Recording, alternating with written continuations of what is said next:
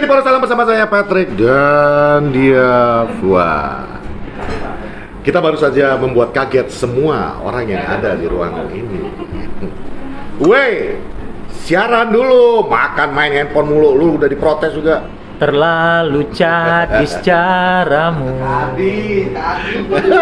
menjadikan diriku kala 4-2 bocil main Manchester. Cak, makan ini makan kenyang, Cak. Ini setara nasi goreng satu piring ini. Cak, ini emang apaan, Cak?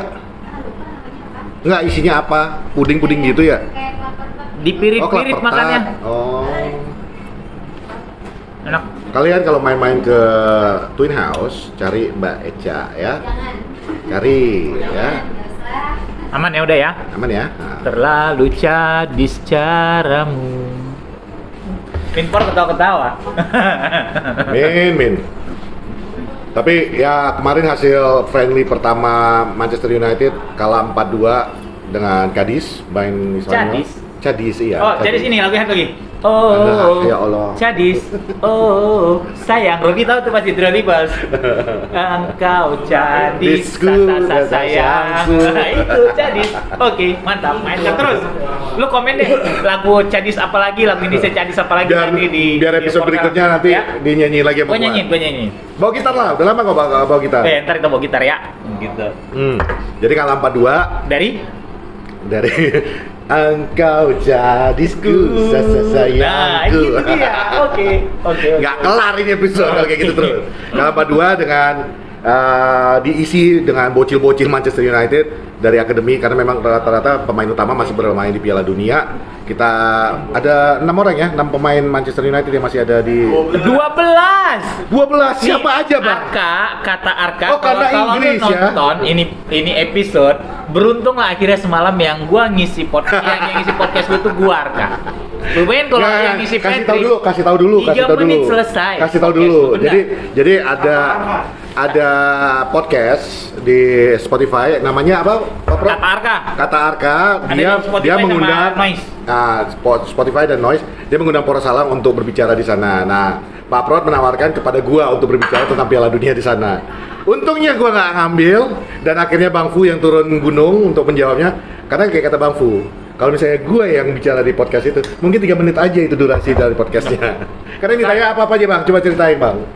Gue bercerita tentang, dia bertanya bintang yang menonjol disebutlah si Gonçalo Ramos. Oke. Gue bilang sih, Gonçalo Ramos belum bisa disebut seorang bintang karena baru muncul di satu pertandingan, memang dia bikin hat-trick. Ya bisa jadi ini one hit wonder. Jangan sampai nasibnya macam Renato Sanchez di 2016. Patrick tahu nggak Renato Sanchez? Siapa? Renato Sanchez tahu nggak? Siapa Bang? Nah, kelar kan hidup luar kan? Jangan sampai. Gua taunya one hit wonder, Ace of Base. Ace of Base emang nggak one hit wonder, ada 2 album yang luar itu. Ya kan tapi dua lagu doang. Ya one hit wonder itu baru cuma 1, itu siapa? kayak Breakfast at Tiffany. Nah itu. One hit wonder.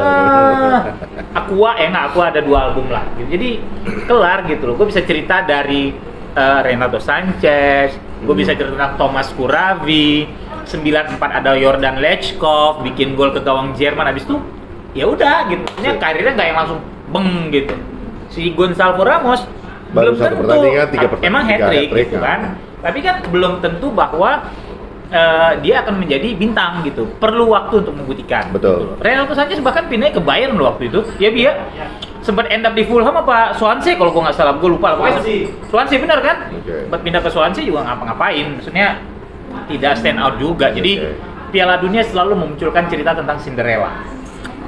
Pemain-pemain yang mentas saat itu mencuri perhatian, diperebutkan banyak pria, ibarat katanya perempuan gitu. Tapi abis itu udah Kleberson.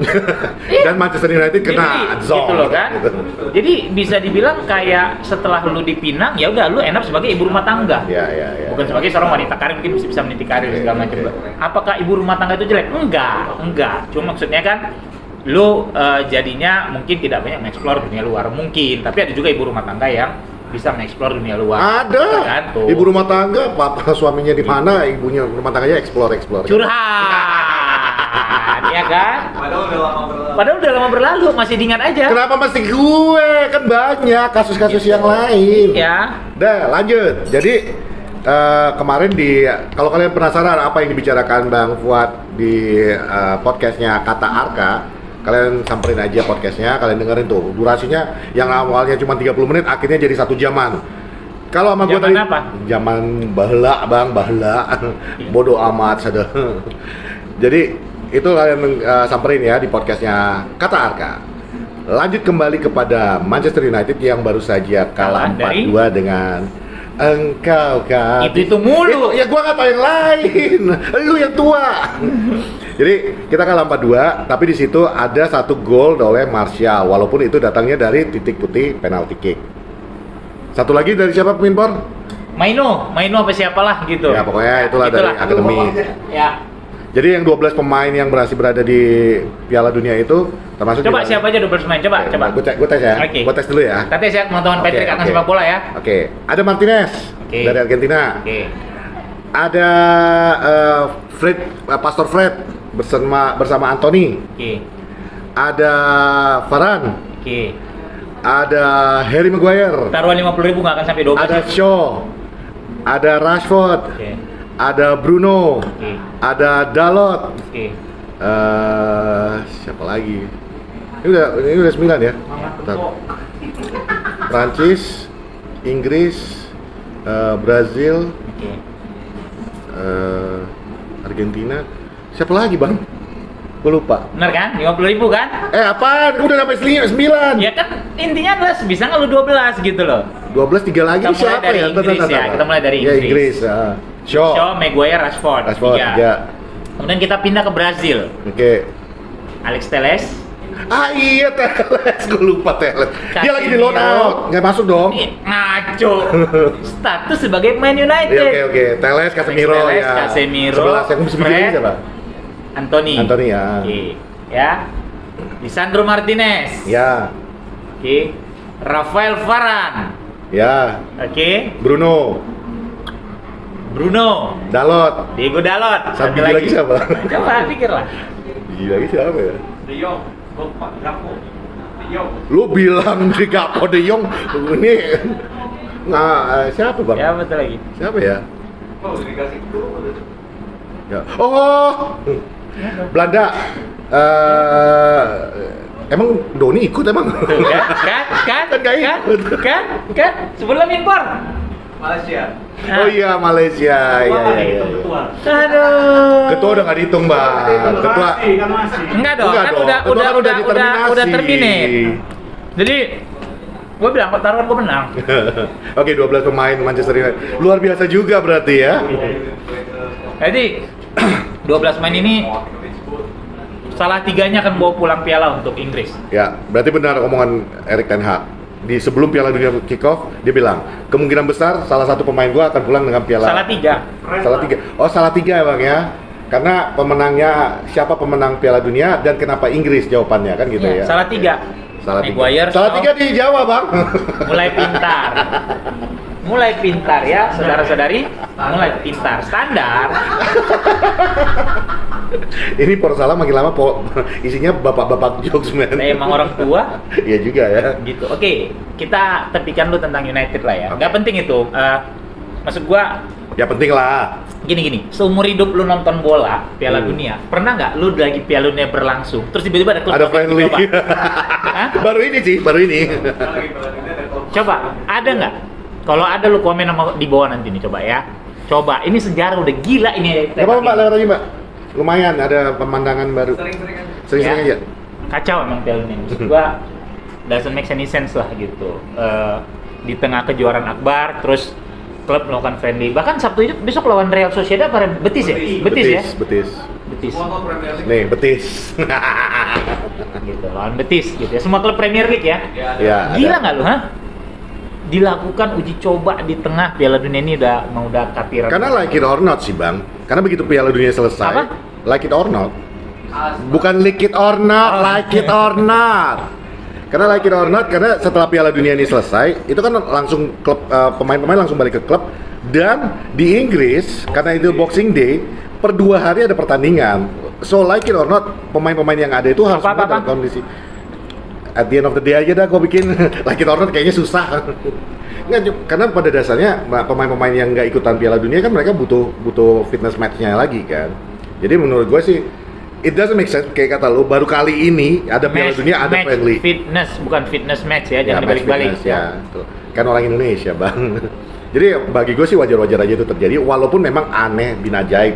Karena ini belum pernah terjadi sebelum-sebelumnya. Terus, perempat final Inggris ketemu Prancis, gimana menurut lu? Inggris lagi lah lu. Mbappe, orang itu kan andalannya Mbappe. Mbappe, Varane kan mikir dia masa depan, Wak. Okay. Asal jangan benar-benar jadi sebuah cerita ya. Okay. Varane menggagalkan misalnya last shot atau yang diperlukan nama Inggris dan balik ke, biasanya kan gitu, setiap habis Piala Dunia ada aja pemain Manchester United yang dibenci seluruh Inggris kan gitu. Nggak ada. Beckham, Rooney, mau lanjut ke belakangnya lagi? Udah nggak tahu lagi aku, batasnya itu aja. Emang nggak ada lagi sebelum itu nggak ada lagi. Guys coin lah paling, tapi dia bukan pemain MU. Gaza juga nggak dibenci seluruh Inggris. Emang dia buat kesalahan di mana Gaza? Gaza kan pas waktu yang di Piala Dunia sebelum Amerika di mana? Piala Dunia sebelum Amerika itu di Italia. 90 ya, Italia. Italia, emang Italia Gaza bikin apa? Coba gua tanya dulu pengetahuan bola lu deh. Gaza mabok. 90 justru Gaza tuh nangis, jadi ikonik tuh foto dia pegang jersey kayak gini gitu. Jadi Inggris Prancis, fun fact, Prancis tidak pernah Inggris selalu menang melawan Prancis di setiap edisi Piala Dunia. Ya. Fun fact. Another fun fact, Inggris selalu kalah melawan Prancis di Piala Eropa, tidak pernah menang, sorry. Tapi overall dari rekor pertemuan 31 pertandingan yang sudah dilakoni, Inggris itu menang 17. Seri 9. Oke. Seri 5 kali, kalah 9. Oke. Tapi yang menjadi sebuah Piala Dunia ini kan lekat dengan tradisi, bukan jinx ya, apa sebutannya? Ya lekat dengan tradisi lah gitu, bahwa kayak tidak ada negara lain di luar 8 negara yang sudah pernah menjadi juara yang bisa menjadi juara lagi. Juara baru itu sangat berat. Belanda mencoba itu 3 kali dan tidak kejadian. Yang bisa dibilang beruntung terhadap percobaan untuk menjadi juara baru, Spanyol. Sekali masuk final, juara. Langsung juara. Di tahun 2010, ya kan? Nah, Belanda 3 kali nyoba, 74, 78, 2010. Nggak kejadian. Ceko pernah nyoba di tahun Ceko itu Piala Eropa, 76 kalau nggak salah ingat ya.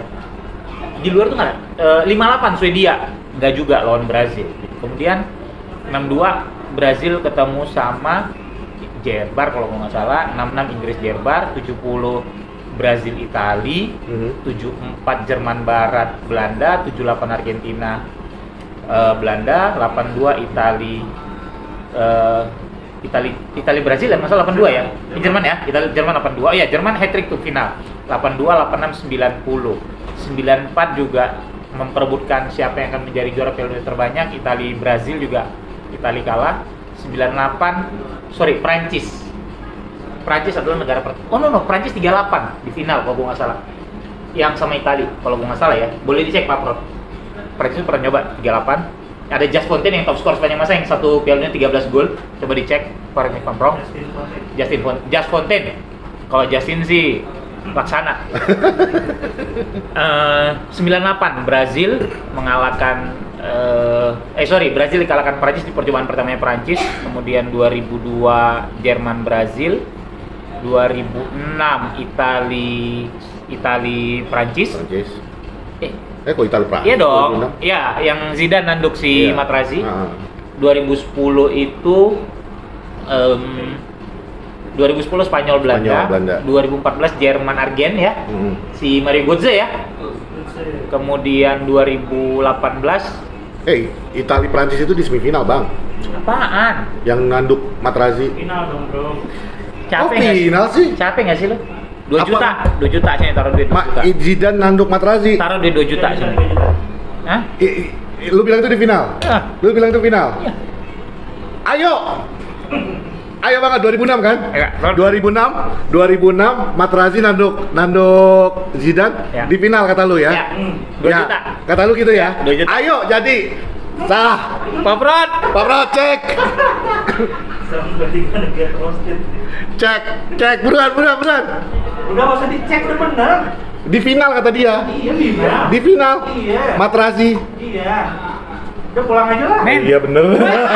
Gua itu juara box to box, juara regista dan box to box. Oh iya. Ensiklopedia sepak bola di sini. Iya. Enggak, gue baru mau bilang. Pas waktu lu lagi ngejelasin semua yang itunya kan, gue kepikiran gini. Ini orang bangun tidur, sarapan paginya itu gua rasa buku kamus besar Piala Dunia itu yang lu makan selembar ya. Udah ya. Ya, lu tau gak kenapa tadi gua bilang kayak gitu? Karena 2006 kan gua nonton di sana. Jadi gua yang teringat gua itu Nonton yang di mana?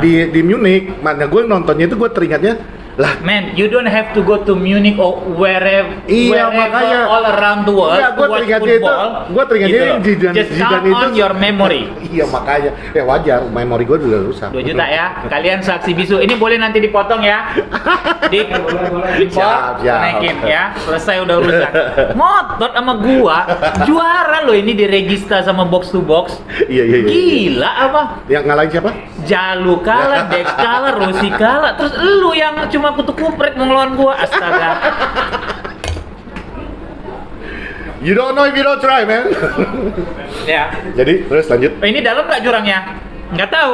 Kita coba yuk. Nah, itu orang tolol. Nggak, ntar dulu, lanjut dulu. Udah, jadi maksud gua- Topik utama lu tadi kan tentang Prancis yang Inggris. Ya, jadi terus Prancis Inggris, fun fact-nya adalah Prancis tidak pernah menang di Piala Dunia melawan Inggris. Tapi di Piala Eropa mereka selalu menang. Dan masalahnya sekarang kejuaraannya yang berlangsung adalah Piala Dunia. So, gue yakin bahwa Inggris akan lolos ke semifinal sekali ini. Gitu. Lawannya antara Maroko. Nggak antara, Maroko lolos. iya sih. Maroko ini kayak Turki 98. Iya, tapi gini, Bang. Maroko memang udah bikin kejutan sejauh ini ya. Udah sangat bikin kejutan. Tapi you know when they say your luck runs out at the end. Their luck not runs out. Not yet. Iya, cuman lawannya ini berikutnya loh, Men, Bang. Brazil dan Spanyol mempunyai kemiripan. Sorry, Maroko ketemu Portugal dulu ya. Ketemu Portugal. Maroko ketemu Portugal ya. Sedikit, gue lupa tadi ya. Kalau Portugal sedikit lebih decisif dibandingin Spanyol. Okay. Nah ini gue agak ngeri. Gitu. Gue lupa, sorry ya. Bukan ketemu Brazil. Yang ketemu Brazil itu si Kroasia. Kroasia itu juga menjadi pertandingan menarik karena dua pendekatan sepak bola yang sangat berbeda. Nanti kita ke situ. Gitu. Itu maksud gue Spanyol cuma bisa kutak-kutik bola. Ibarat kata cuma bisa foreplay pen. Nggak bisa intercourse, nggak bisa intercourse-nya. Nggak bisa. Karena belum udah baru foreplay aja udah langsung trot gitu kan. Itulah yang terjadi sama Spanyol. Puter sana, puter sini. Mereka nggak punya keberanian untuk nusuk ke dalam. Sementara pertahanan Maroko itu sangat rapi. Kenapa? Gila. Gua hormat banget sama Romain Saïss. Di Wolverhampton tuh orang padahal kayaknya B aja ya.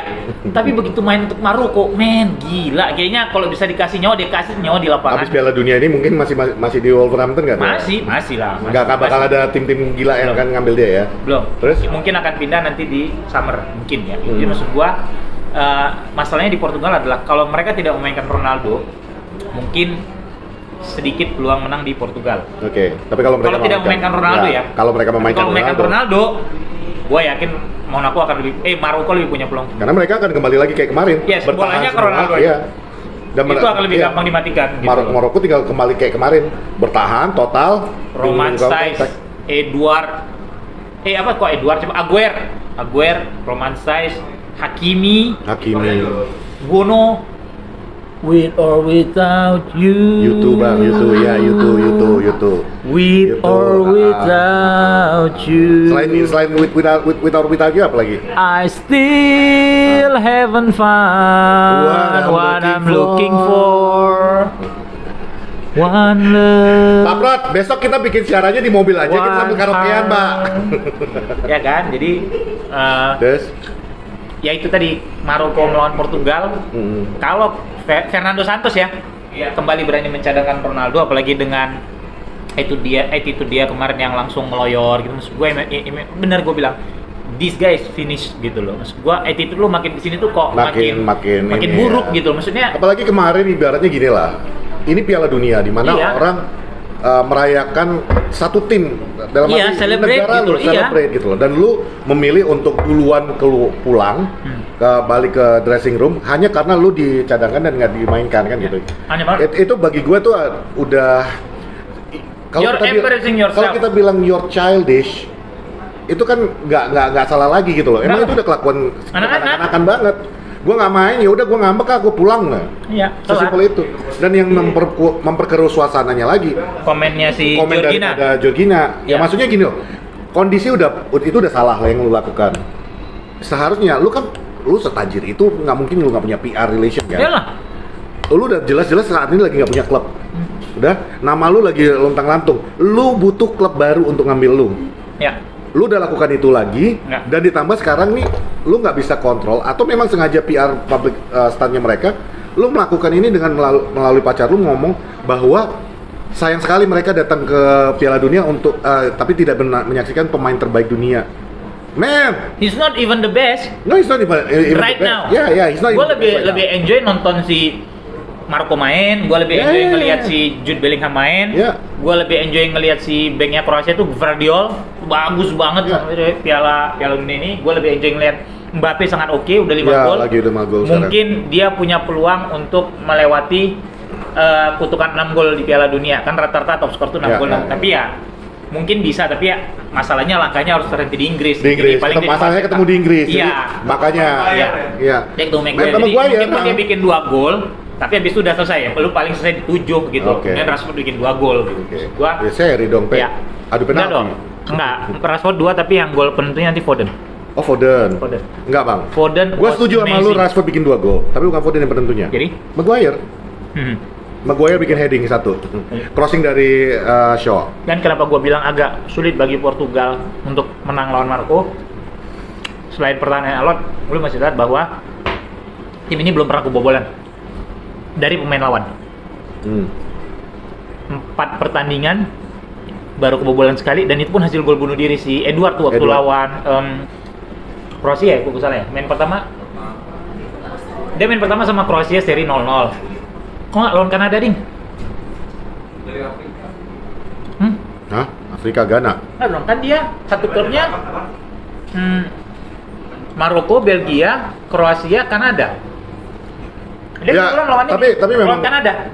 Ya, berarti artinya kipernya bagus, konsisten. Kemarin juga ketika adu penalti sangat tenang mengambil. Bener kan?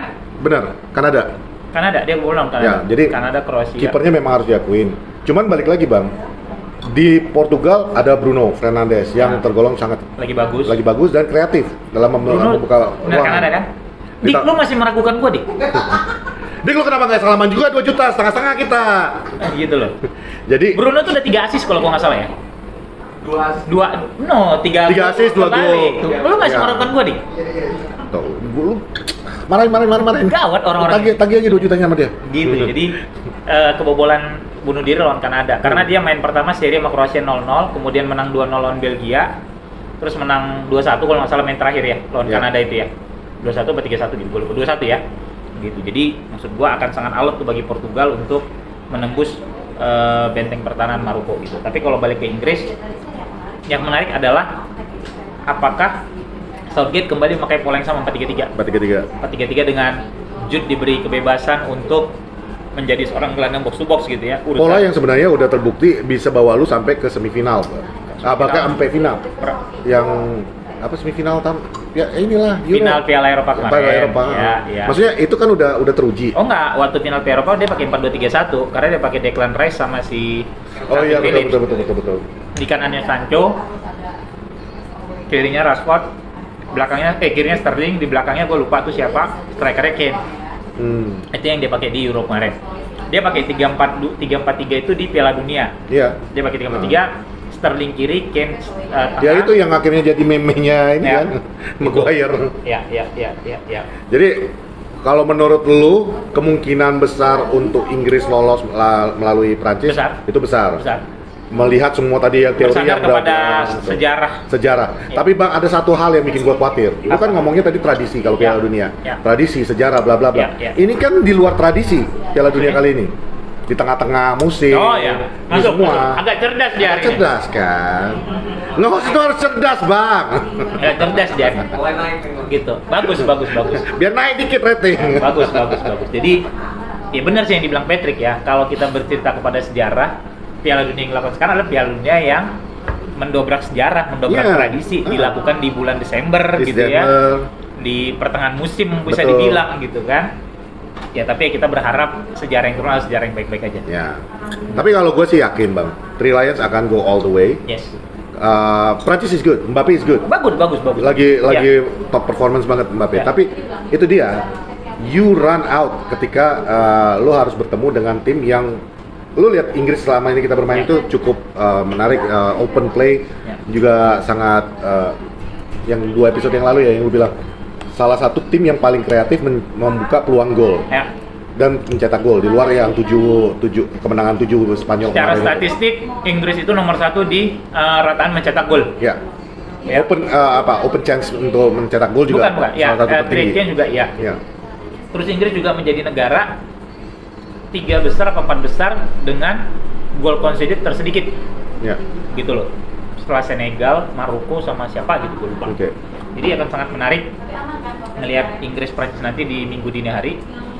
Gue sih berharap sejarah yang terulang harus sejarah karena terakhir kali Piala Dunia 2018 kan kita semifinal tuh, Inggris semifinal. Yang mudah-mudahan gini, progresnya kan kelihatan jelas dari semifinal kejuaraan besar berikutnya lu final, ya. Bersemoga kejuaraan besar selanjutnya harusnya lu juara dong. Ya betul. Apalagi lu masih dengan pelatih yang sama. Gitu loh. Itu sih. Gue sih berharap pada hal itu gitu. Dan Southgate ini menjadi seorang gini. Piala Dunia itu selalu mencatat dimenangkan oleh pelatih-pelatih yang pragmatis. Pelatih-pelatih yang nggak perlu main cantik, tapi pragmatis. Carlos Bilardo, lu mundur ke 74 deh, sama 78 di mana Belanda begitu mempesona dengan total football segala macam. Yang juara juga yang nggak main cantik, Jerman bareng nggak main cantik, Argentina apalagi gitu ya. Ya kalau gitu Maroko dong jualannya. Oh enggak, maksudnya pelatih ya bisa jadi pragmatis. Iya kan, pragmatis banget. Tapi kan Maroko nggak punya tradisi, tadi yang dibilang kan gitu. Kemudian di 82 Enzo Bearzot juga Itali Catenaccio abis gitu ya. Brazil bagus banget mainnya 82 tuh Prot ya. Tapi kan ini kita balik lagi. Ini di luar tradisi Bang. Jadi ya Maroko. Salah satu tim samba terbaik itu Brazil 82 sama 86. Dengan Zico segala macam tuh enak gitu ya. Tapi ya di 94 Brazil juga nggak yang Joko Bonito banget kalau lu ingat si ada Dunga, Mazinho, enggak, maksud gue ini kita cerita gelandangnya betapa mereka sangat kuat di situ gitu loh. Brazil tuh di 94 nggak dibilang bukan Brazil yang Joko Bonito enggak gitu loh. Walaupun ada Bebeto, ada Rai, iya kan, tapi gelandang lu taruh 2 gelandang bertahan loh itu, Dunga sama Mazinho yang sangat-sangat kuat di bertahan gitu. Kemudian 98 Prancis pun juga sempat dikritik karena si Aimjak mainin si Emmanuel Petit sama siapa lagi gelandangnya tuh Didier Deschamps sebagai duet gelandang jangkar gitu loh, menepikan yang lain-lain. Djorkaeff itu cadangan loh 98 banyakan gitu kan. Iya, Cantona jelas dipanggil gitu ya. Kemudian di Cantona udah pensiun juga itu 98 emang nggak dipanggil gitu. Ginola yang nggak dipanggil gitu. Kemudian 2002 50-50 lah itu Brazil ya, karena ada R9, Ronaldinho, Rivaldo, Kaká, siapa yang nggak gentar kan. Kemudian lu balik ke Argentina 86, Carlos Bilardo itu ibarat kata, udah kasih bola aja ke Maradona deh. Gue mau taktikal, tapi kalau gue lupa ada satu orang main Argentina saat itu, Celson Suarez siapa gitu gue lupa. Dia bilang gini, kalau kami mengikuti apa yang dibilang oleh Bilardo, Maradona tidak akan membuat gol ke gawang Inggris yang soloran. Karena itu yang Bilardo nggak mau main kayak gitu. Lu mainnya taktikal gitu loh, pragmatis aja. Pragmatis. Kemudian kalau lu ke Eropa itu Euro 2004 si siapa pelatihnya kok gue lupa. Pelatih Yunani itu yang orang Jerman. Gue lupa tuh. Ketika Yunani juara. Ya itulah, pokoknya itu juga gitu kan pragmatis mainnya. Jadi Piala Dunia itu banyak dimenangkan oleh pelatih-pelatih yang tidak butuh main cantik. Karena kejuaraan ini pendek dan yang dinilai cuma hasil akhir. Gitu. Jadi nggak ada yang nyempuhin dan Southgate termasuk kayak gitu. Lu nggak perlu main cantik segala macam, penting gua tahu tim gua main kayak apa yang akan gua bawa gitu. Itu sih kalau menurut gua. Sementara di bagian sebelah juga nggak kalah menarik Bang ya. Dengan harapan Argentina dengan Belanda dan bukan maksudnya Argentina dengan Brazil bisa ketemu di semifinal. Kalau gua lebih Belanda sih. Lu lebih mengharapkan Belanda. Belanda, Inggris, Brazil, Maroko. Cuma Brazil sama Kroasia sih yang agak menurut gua menjanjikan dua pertempuran antara dua gaya sepak bola yang beda. Brazil dengan sepak bola menyerangnya, sepak bola indahnya yang kelihatan sampai saat ini. Ya. Betapa Neymar mau jadi gelandang, turun, gitu ya, menurunkan egonya kelihatan melawan Kroasia yang sangat sabar. Dengan adanya Modric, benar-benar mereka berani ngedelay bola segala macam bla bla. Control the tempo, control the itu akan menarik tuh melihat bisa nggak Kroasia membuat Brazil frustasi, itu sih menurut gua. Iya. Berarti duel antara Brazil dengan Kroasia, Casemiro lah ini jadi salah satu titik. Duel gua teman baik juga kan, iya, Kase sama Modric gitu. Modric sama-sama ex Real Madrid, teman baik di Madrid. Dan mereka akan head to head. Iya. Begitu. Sementara di Argentina dengan Belanda, ya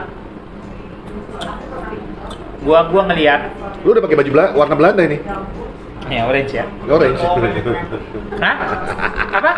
Udah pada komen di Twitter. Apa katanya? Bangku beralih poros soal gitu. Nah makanya, gua baru mau ngomong, lu kenapa pakai warna Belanda? Gua dikasih nih. Gua nggak bisa milih warna, tiba-tiba sampai ini kan. Masa gua milih gitu kan? Gua nggak mungkin minta warna merah gitu ya. Ini kan gua udah pernah pakai deh waktu kita tag yang sama si Hans. Gua udah pakai ini.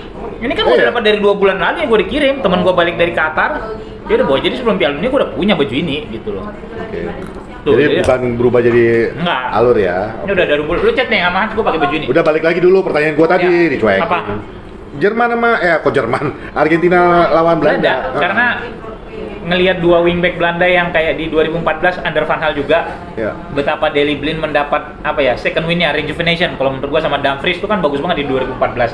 Sehingga akhirnya dibeli sama Inter segala macam bla bla bla kan gitu loh. Menurut gua ini 2 yang akan bisa mengeksploitasi 2 fullback Argentina. Apalagi kalau dia nggak mainin Lisandro, kelar udah. Dan gue berharap memang Argentina, Portugal pulang lebih awal biar bisa istirahat mereka. Biar 2 goat nih lebih pulang lah istirahat ya. Paran gitu kan. Udah gitu nggak berantem, yang mana yang goat, dulunya pulang barengan pulangnya. Gitu. Pulang aja. Satu pesawat. Fokus gitu. Udah itu aja sih kalau dari gua. Gitu, so dicatat ya. Brazil, Belanda, Inggris, Brazil Maroko. tipis menurut gua ya. Maroko. Okay. Brazil tuh bisa ke Kroasia juga, tapi bentar lu, berarti Ramot kali ini satu tim sama lu lah ya? apa dia? Ya kan lu ngarepin Portugal pulang nih. Ya. Dia kan anti Bruno. Berarti kalian untuk kali ini satu kapal lah ya? Wih, Ramot. Ramot, you know? Gua Fuad dari Porsalan. Apaan sih lu? Udah mau maghrib. Oh, udah mau maghrib. Udah ya. Jadi pertandingan Inggris lawan siapa lawannya, Min? Bolak-balik dari tadi anjing dari Prancis. Prancis. Inggris lawan Prancis itu bisa ditonton hari Minggu dini hari jam 2. Oke, jam 2. Oke, gua Fuad. Gua Patrick. Bye. Bye bye.